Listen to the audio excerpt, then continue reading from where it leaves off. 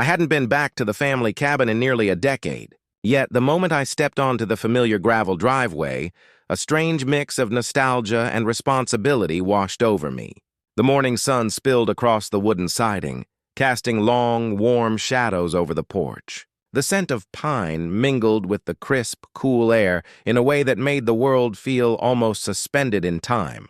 For a moment, I let myself breathe, letting the quiet hum of nature wrap around me, a rare stillness I hadn't realized I was craving.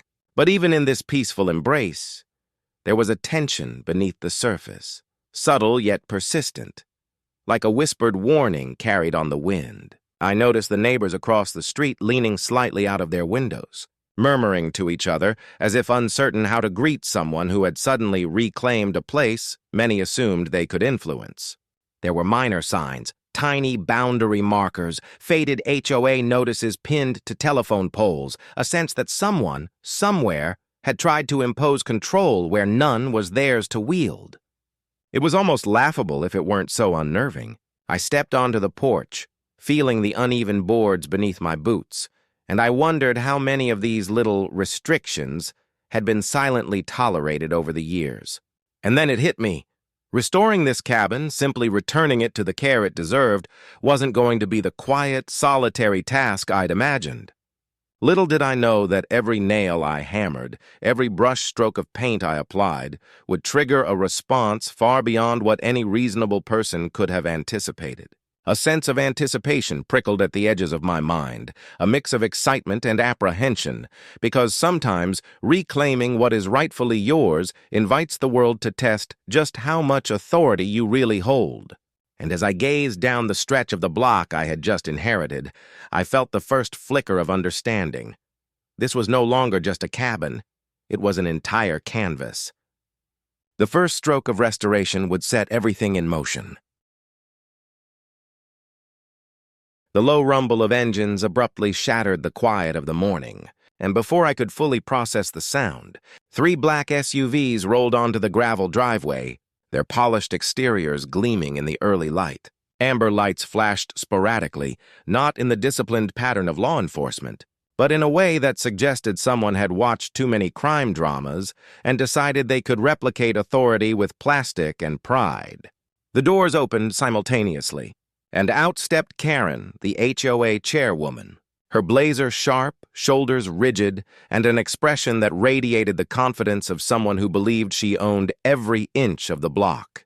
She carried a clipboard as if it were a scepter, the kind that seemed to declare without words that she would enforce her will on anyone foolish enough to resist. Behind her, a few volunteers followed, wearing reflective vests and holding what looked like badges. However, the edges of the plastic bent unnaturally, betraying their amateur craftsmanship. There was a rhythm to their movements, a choreography that suggested rehearsed authority, and I couldn't help but notice the absurdity of it all. A small army prepared to enforce rules that existed only in their imaginations. I stepped forward, coffee still in hand, and calmly reminded them that I had inherited this property, that the cabin and the surrounding land belonged entirely to me. My words were measured but firm. I didn't shout, I didn't wave. I stated a truth that had been documented long before Karen had ever moved onto the block. Karen, however, did not hear reason. She declared that they were there to conduct an inspection, to ensure compliance across the entire block, implying that every fence, mailbox, and driveway might be subject to scrutiny. I felt a tension coil in my chest, a mixture of disbelief and amusement. How could someone look at a deed, a survey, and a history of ownership and still believe a volunteer with a clipboard had the power to dictate terms? The neighbors had begun to notice, leaning out of windows, peering from behind hedges, and whispering questions that hung in the air like curious smoke. A man from 2 houses down raised an eyebrow as Karen instructed one volunteer to tape off a small corner near my cabin, a space that had never been and would never be under HOA jurisdiction. The volunteers obeyed without hesitation, fumbling with tape and cones, eager to perform their assigned roles.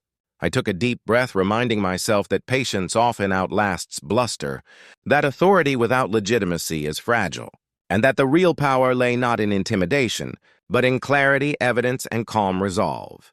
Karen's voice became sharper, edged with frustration, yet each assertion she made only highlighted her overreach, her performance teetering on the brink of collapse. I knew that the moment I responded with calm truth, recorded silently by my phone, every move they made would betray them.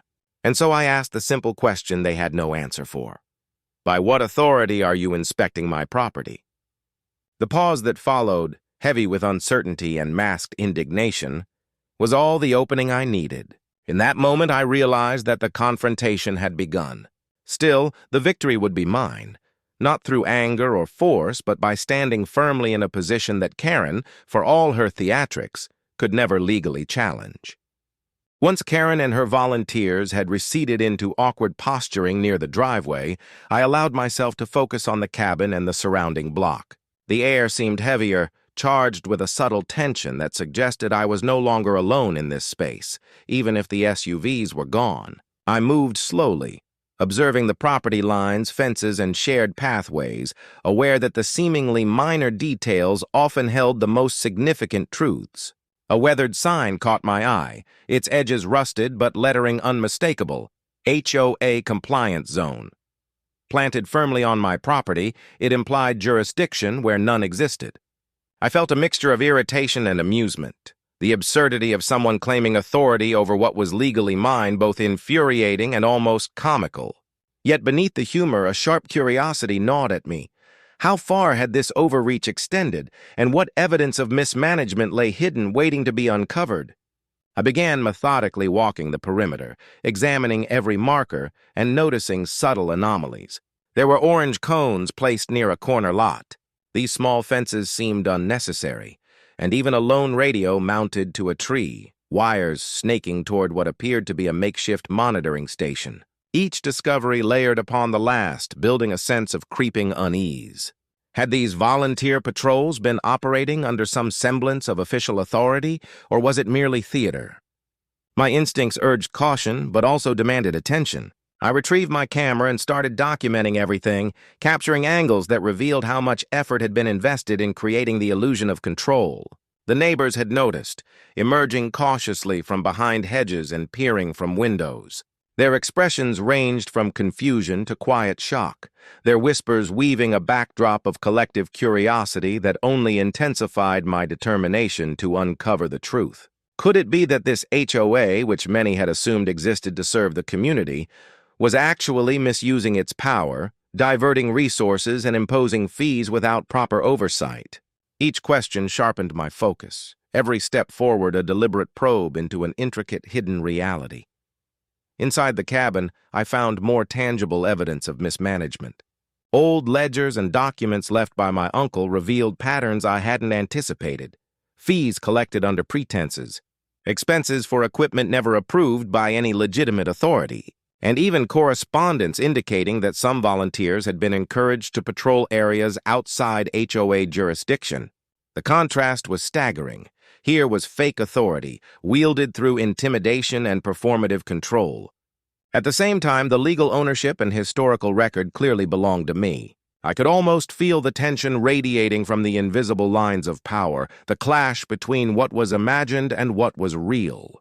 A rusted mailbox, previously marked HOA use only, now carried the weight of irony, a structure rented, monitored, and managed without consent on my private property.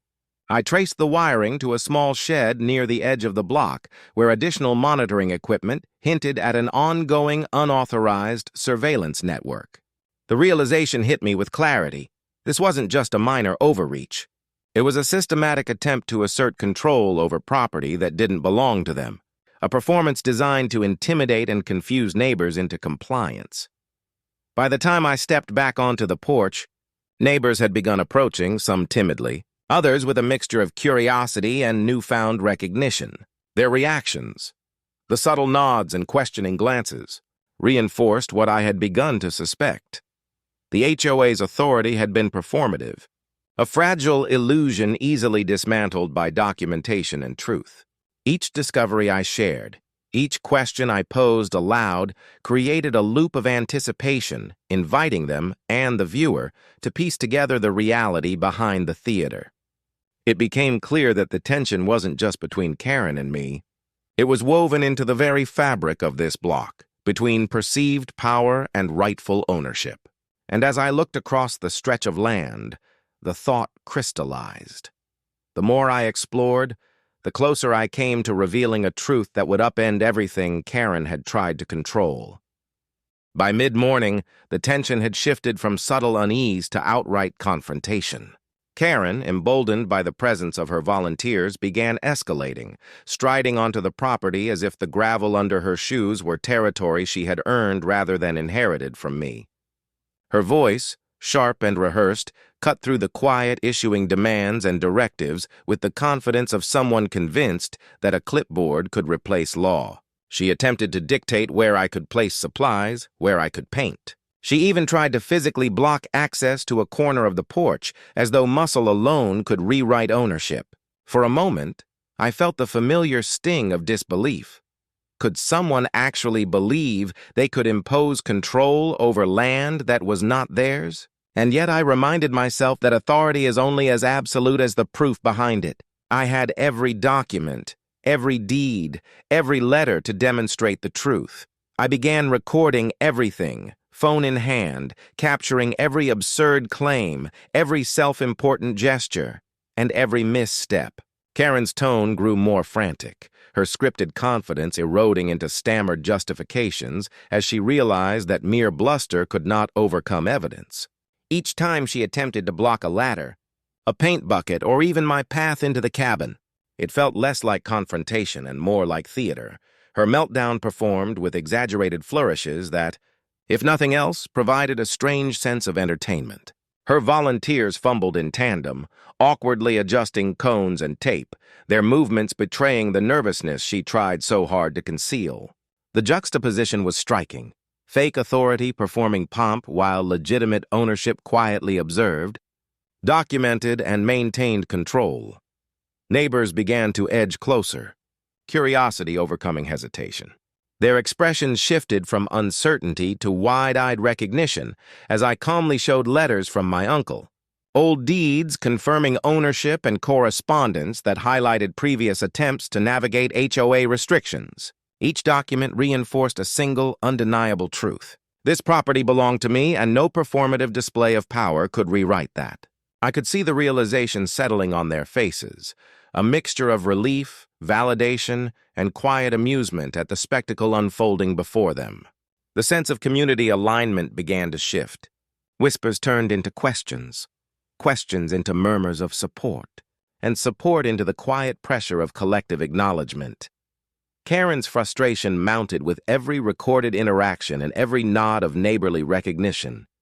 Her face reddened, her voice rose, and she began pacing in ways that betrayed her unraveling composure. I could almost hear the internal calculations, the panic building as her imagined authority crumbled. Every attempt to assert control, every tap of her clipboard, every pointed gesture, was countered by the evidence in my hands and the growing awareness that her performance had no legal foundation. Humor bubbled beneath the tension, not in mockery, but in the recognition of absurdity. Someone could be so committed to illusion that reality seemed a betrayal. As the day stretched on, it became clear that Karen's influence had reached its limit. Each failed attempt to intimidate, each obstruction met with calm authority, reinforced a broader truth. Power wielded without legitimacy is fleeting, and patience, documentation, and clarity are far more potent than aggression. In that space, I felt a quiet empowerment, not just in reclaiming the cabin, but in demonstrating to neighbors and to anyone watching that integrity, evidence, and resolve can dismantle even the most theatrical of threats. The meltdown, chaotic and vivid, was now a lesson in patience, resilience, and the quiet strength that comes from knowing you stand on solid ground. As I sifted through the files left behind in the cabin, a realization began to crystallize with every document I examined. What I had initially thought was a single inherited property now unfolded as something far larger: deeds. Surveys and legal documents revealed that the cabin was merely the centerpiece of an entire block, including shared pathways, a cluster of mailboxes, and even small utility structures that the HOA had long claimed as communal property. Each page I turned brought with it a more profound sense of astonishment. Lines of text, signatures, and notarized stamps collectively painted a picture that few would expect. The ownership of the block, unequivocally, rested with my family. The sheer scale of it was almost surreal. Had I been unaware all these years? Or had the documents been overlooked amid decades of assumed authority exercised by the HOA? I spread the papers across the cabin table, letting the sunlight from the windows illuminate the official seals and bold lettering that confirmed every claim. Maps traced the boundaries of the property, highlighting not just the cabin's footprint but every adjoining plot, every fence, every pathway that neighbors had long walked without realizing it was private land. The clarity of the legal language left no room for debate. The block had been my family's for generations. I felt a quiet shift inside me, a combination of empowerment and responsibility. Suddenly, the earlier confrontations with Karen and her volunteers were no longer merely personal victories. They were part of a much larger story, one that involved the rights of neighbors and the integrity of property law. I called over a few neighbors who had been lingering nearby, their curiosity now fully engaged. As I laid out the deeds and pointed to the specific annotations showing past agreements and legal boundaries, their expressions transformed from polite interest to astonishment. Eyes widened, heads tilted, and whispers passed among them. Could it really be true that the land they assumed belonged to the HOA was part of someone else's inheritance? The social proof was immediate. The collective recognition that what I held was not just a claim, but a documented fact lent weight to every word I spoke. Their astonishment reinforced my own sense of legitimacy, each reaction a subtle affirmation of authority, a quiet chorus of acknowledgement echoing across the block. I explained calmly but firmly what these documents meant for the neighborhood, the cabin, and surrounding amenities. Long treated as HOA property, were legally private. The ramifications were clear. The HOA had been operating beyond its jurisdiction, imposing rules, fees, and surveillance on land that was never theirs to regulate. I could see the wheels turning in the neighbors' minds as they imagined the potential ramifications and connected the dots of past complaints, observed inconsistencies, and unexplained charges. Each realization added to the tension, but also to a sense of clarity. Authority, when legitimate and documented, is undeniable. And as I looked across the block, witnessing the mixture of disbelief, awe, and newfound respect in their faces, I felt the quiet satisfaction of knowing that the stage was now set for the final confrontation. The truth, backed by law, had shifted the balance entirely. The day of the community gathering arrived with a peculiar mix of anticipation and tension. I positioned myself near the mailbox cluster, the sun glinting off the metal roofs and casting long shadows across the concrete pads my family had installed decades ago. Around me, neighbors trickled in, their curiosity palpable, whispers passing like quiet currents through the crowd. Karen arrived in her usual dramatic fashion, clipboard in hand, exuding the same unwarranted confidence that had guided her through prior confrontations. But today, something was different. Today, I was prepared, armed not with anger, but with undeniable evidence. Deeds, letters, surveys, and documentation that traced the property's ownership across generations. I could feel the anticipation settling in my chest, a quiet tension that demanded focus and clarity. How would she react when confronted not with theatrics, but with truth? As the meeting commenced, I began laying out the documents systematically, each page a revelation. I showed the deed to the cabin, then expanded outward to illustrate the boundaries of the entire block, the shared pathways, and utility structures that Karen had long claimed under HOA jurisdiction. Letters from my late uncle, detailing previous correspondence with the HOA, highlighted years of attempts to maintain order while preserving legal ownership. The neighbors leaned in, murmuring as they traced lines on maps and read the official stamps on the deeds. The atmosphere shifted. Curiosity and doubt gave way to dawning recognition. Could it really be possible that all this time they had been misled? Was the authority Karen wielded so confidently nothing more than an illusion?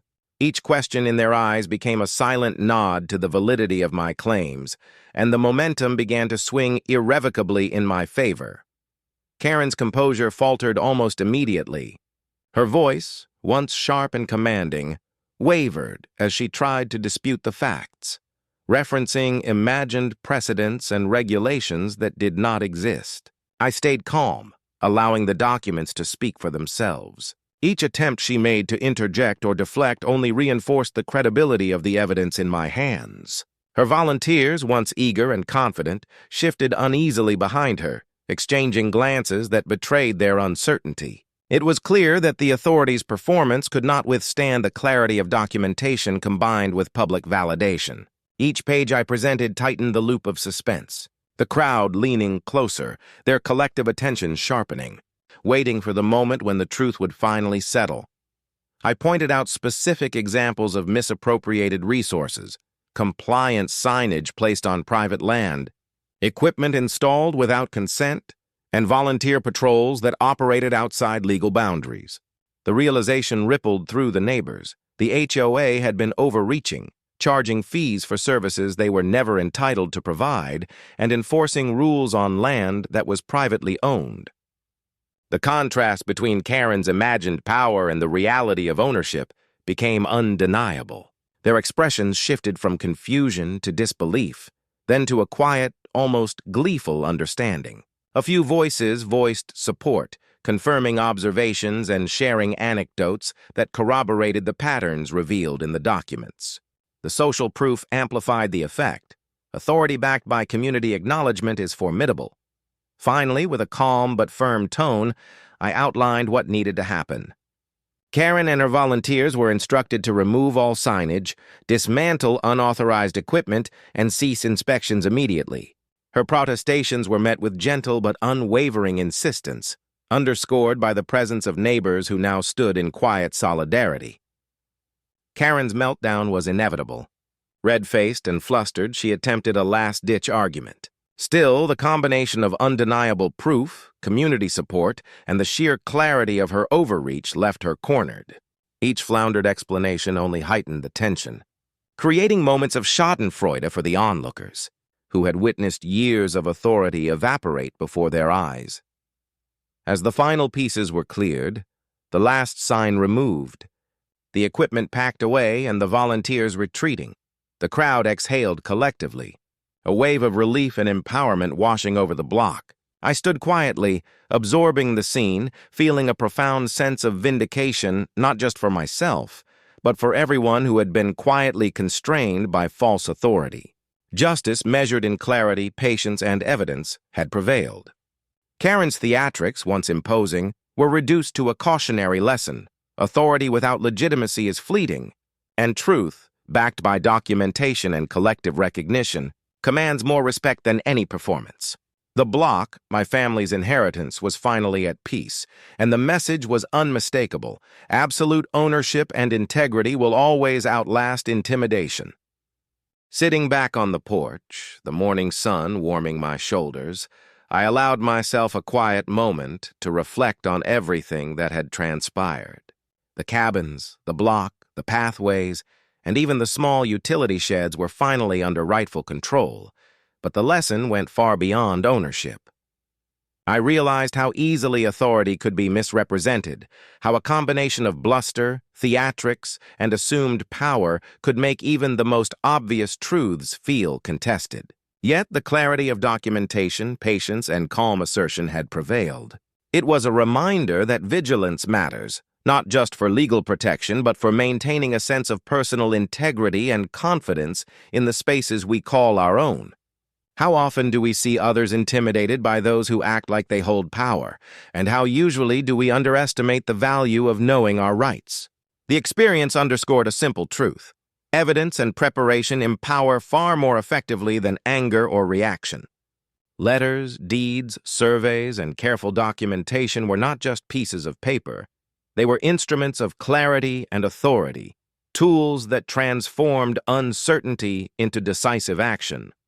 And as the neighbors witnessed the unraveling of Karen's performance, it became clear that empowerment is contagious. People respond to truth when it is presented calmly, confidently, and with the support of facts. The realization that authority is earned, verified, and transparent is a powerful one, and it is a reminder to anyone watching.